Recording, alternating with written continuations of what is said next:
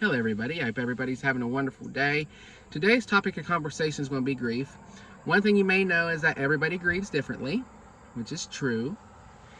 I've had my fair share of grief. Almost 4 years ago, I lost my dad, and within the year after, I lost a total of 8 family members and friends. So one thing I noticed as I was experiencing this grief is it's a lot like cleaning a house. Okay, because you go into this house that you know nothing about, and the house is filthy. The filth represents the pain. And it is filthy to the point that you do not know where to start. You don't know how to start. You don't know where to even begin. You cannot even think about it. Some people immediately pick a spot and they start cleaning. Other people lie in it, meaning they either get up the next morning and they go to work, they go to school, or they stay home and they lie in bed. Either one of those is okay. I got up the next morning and I went to school because I felt like I could not stay home. I just experienced this loss, and I knew if I was going to stay home, I would just be crying all day, and I didn't want to do that. I wanted to be productive. So one thing I learned is you cannot think of the house as a whole as you're cleaning.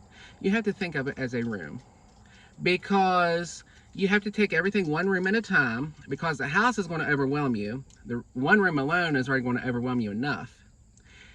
So once you start cleaning a room, and it's going to take a long time just to get one room done. Some rooms are going to be easier than others. The part that I found to be the hardest was cleaning the bathrooms. Because when it comes to cleaning the bathrooms, you have to get down, you have to get dirty, you have to face the filth in the house, in the filthiest room of all. And it's going to be rough, it's going to be painful, you're not going to want to do it. But once you get it done, you are going to feel a weight come off your shoulders. Once you get the house done, you're going to have days, even years later, that you're going to be cleaning bathrooms. You're going to have days that you're just going to be sweeping and dusting and mopping and sweeping. You're going to have days to where you're going to have to deep clean the entire house, because grief does not have a timeline. I know somebody in my life at the time, they told me, well, this has been 6 months ago, this has been a year ago, you should be over it. And I felt like they had no empathy. They have not experienced grief to the degree I did, but I felt like even if they didn't, they should have some compassion, which they did not. And I feel like, to me, that is emotional violence. That is unacceptable behavior. Because if you're here to help me, and if you're really for me, you would try to at least understand from your perspective of what I'm going through. You might not get it 100%, but you'll understand that it's not going to go away. And basically, people like that, they're asking you to clean this entire house in 15 minutes to a half hour. There's no way you're ever going to get that done. And there's a lot of people that just cannot understand that, and there's a lot of people that don't care to even try to understand it. One thing I learned about grief, as I was experiencing it, is you're going to learn a lot of things as you're cleaning rooms. You're going to find a whole lot of things that you didn't even know. One of the things that I found was, as I was reading my dad's death certificate, and it came as a shock to me, I had to come to accept it, because I knew what I wanted it to be. I wanted him to be alive and there be no death certificate, but I realized that can't happen. The day that his stone was finally put on his grave, that marked a milestone for me. I remember this is the final point, meaning we had already had the funeral, the obituary was already written, the death certificate was already back, he was already buried, the grass was already growed over, the marker was already placed, the headstone was the final piece. Besides that, you just go to the graveyard and it's just, you bring flowers. There's not going to be any major changes that's going to signify mile markers after the death, except for 1 year, 5 years, 10 years. And that was one of the hardest days for me.